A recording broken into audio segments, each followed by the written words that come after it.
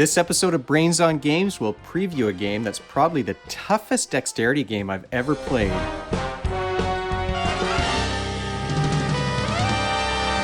Welcome to Brains on Games. I'm Dr. Brian McDonald, and this episode we're going to talk about a game that's probably the hardest dexterity game that I've played in my life. But I love dexterity games, and so I still had a lot of fun playing this one. It's a game that was sent to me very recently by the folks over at Moku, and it's a game called Moku Tower, The Endless Column. Now, this is a standalone expansion to a game that I talked about a while back called Moku Tower, but The Endless Column is compatible with that game. You can combine the components to that game, but this is a game that you can play all on its own, and the components I've pulled out here are the ones that came in this box. You may be able to see the components from the original Moku Tower on the shelf here behind me. There's stacks of blocks and an hourglass because I just like the pieces for this game. Moku Tower, The Endless Column, is a game that you can play with between 2 and 6 players. It can be played by kids age 7 and up, but like I said, these things are pretty hard to stack up. It is a stacking game, and games play in 20 minutes to half an hour.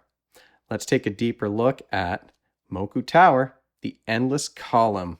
Now, Moku Tower is a light game in terms of its complexity. It's a dexterity game, and 7-year-olds, even younger kids, can understand what you're trying to do. It's just that they won't be very competitive at it because their motor skills are still developing. What you're trying to do here is earn points by completing missions and challenges. These mission cards, you're going to have one of these mission cards that pops out at the beginning of each round, and you're racing to be the first to complete the mission. So it gives you some information about what kinds of stones you need to put on your column in order to complete the mission, and sometimes there might be a challenge associated with that. Look at the artwork on these. I just love it. The artwork on these challenge cards are fantastic. I would say that they've really kind of bumped things up for this expansion. The box is colorful with great artwork. The challenge cards, I really like them compared to sort of the plain cards that were used on the original game. You've also got a screen printed bag to put all of these big stones in when you're done playing. Another thing that's different between the Endless Column and the original Moku game is that you're not concentrating so much on the specific type of wood. You're concentrating on dark, pale, and red. So you're just dividing these up into 3 different groups, and that's what the mission cards will say. You need to make a tower with at least 4 stones, and 2 have to be small, and 2 have to be big, and 1 of them has to be red, for example. So you'll be looking at that at the beginning, and then players are going to race.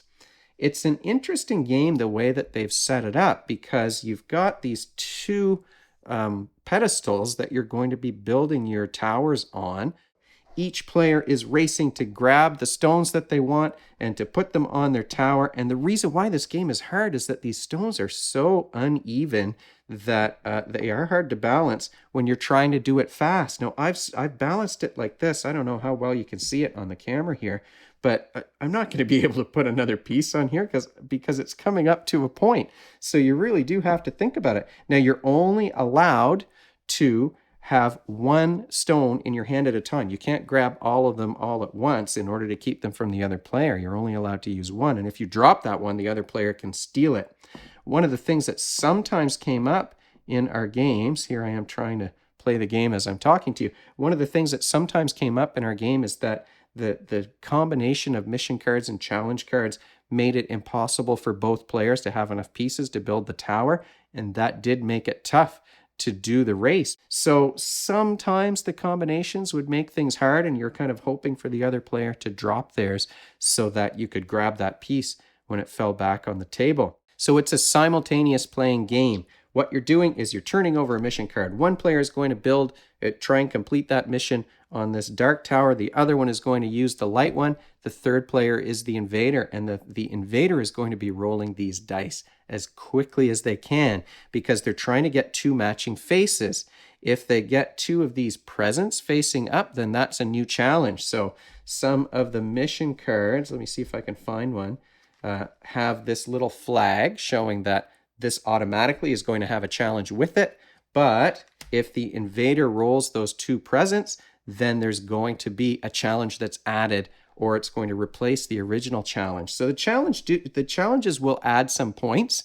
So for this one, for example, if you don't touch your body on the table at all, you're going to get 2 extra points when you finish. Some of the other challenges are things like you can only use your left hand or only your right hand, or you have to hold the pedestal and build your tower while it's in the air, which is very challenging to do.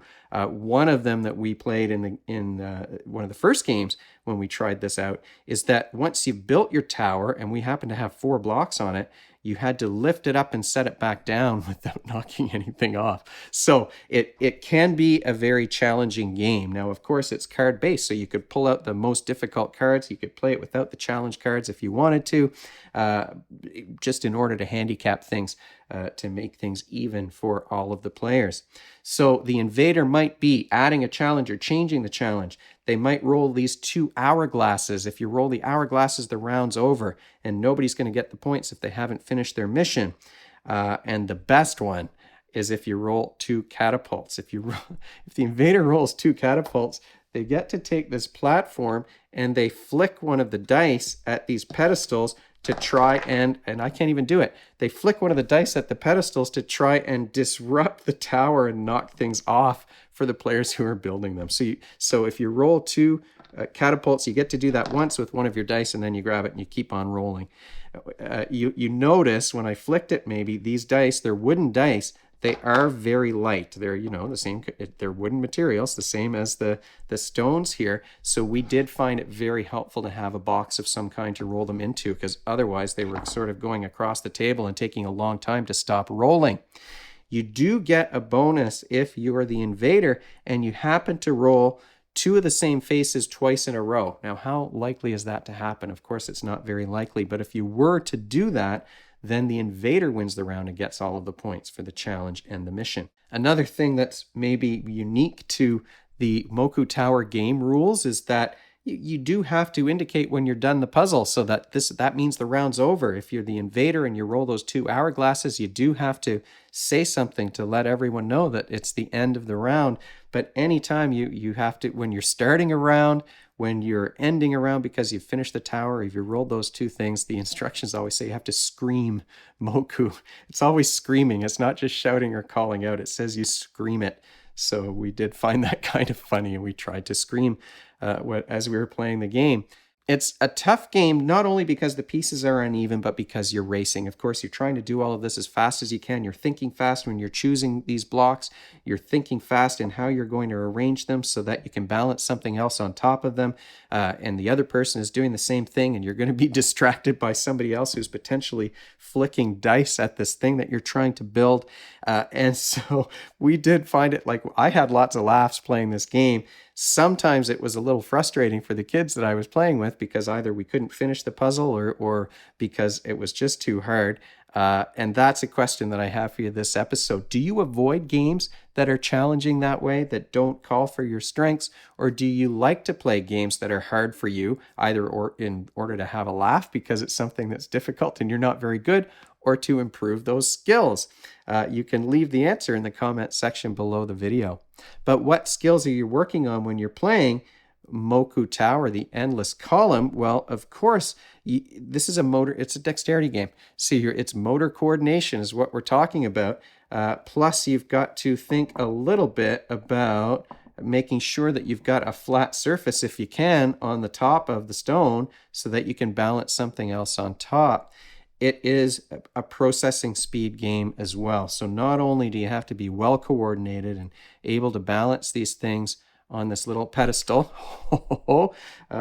but you also have to be quick to grab them, quick to place them and decide how they're going to go, and quick to scream Moku when you're all done. So processing speed is the other skill that you're working on and developing when you're playing these kinds of games. Final thoughts about Moku Tower, the Endless Column. Well, I like the original Moku Tower. I like this one even better with the simultaneous play. The fact that you've got 3 players who are playing all at the same time, and then it passes around. Then the next 3 players are going to play those roles, and then you just keep going around the circle. I like that everybody's building it at the same time, and it's a race. The artwork is great. I love love the artwork on these challenge cards. I think it's a lot of fun, and we always wanted to, we didn't always want to do the challenge, but we did want to see what the picture was while we were doing those challenges. So there is that. All of the components, of course, are fantastic, just like the original Moku Tower.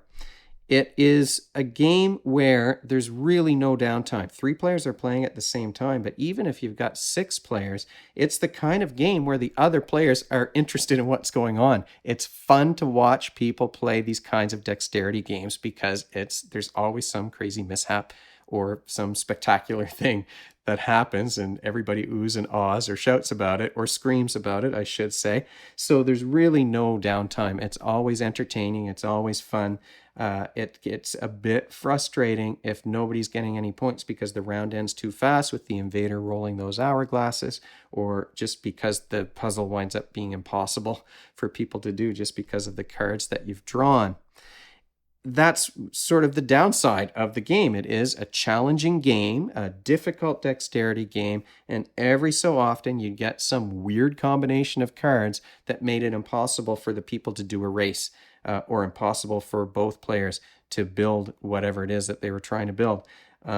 So it didn't happen very often. It was only really once I can think of in the games that we played, and we were sort of tempted to grab the components from the original Moku Tower, but I didn't want to mix them up with the expansion because this is a prototype and I'm sending it on to someone else after I'm done with it. So we didn't mix things together, but you can. So it does have that option. Overall, I would say this is a dexterity game that I prefer over the originals. I like the wooden components. I like that they've split them up by color instead of the specific wood type, because that was difficult. I don't know if you remember the original video, but that was challenging in the original game. The only component I wish were any different was these dice could be a little bit heavier so they don't roll all the way across the table, but we solved the problem pretty easily because we happen to have these dice trays that we can roll things in. I have to thank Moku Omo for sending this game my way. We really did like it. I got to play it with my nieces, and they never got to play the original Moku Tower before it came out. So it was a lot of fun for us to be able to do that. What a great opportunity. So thanks again to Moku Omo. I will put information about the Kickstarter campaign in the show notes below the video. If you have any questions or suggestions, if you want to answer my question about playing challenging games versus avoiding them, you can leave that information in the comment section below, or you can email me at brian@brainsongames.ca. Brainsongames.ca is the website. That's where future episodes will go, and the previous ones are up there already. Brains on Games is the Twitter handle and the Facebook page and the Instagram feed, so we're all over the place. And if you enjoyed this video and you want to be notified of future ones, you can head on over to YouTube and click that subscribe button. Thanks for joining me, and hopefully I'll see you next time.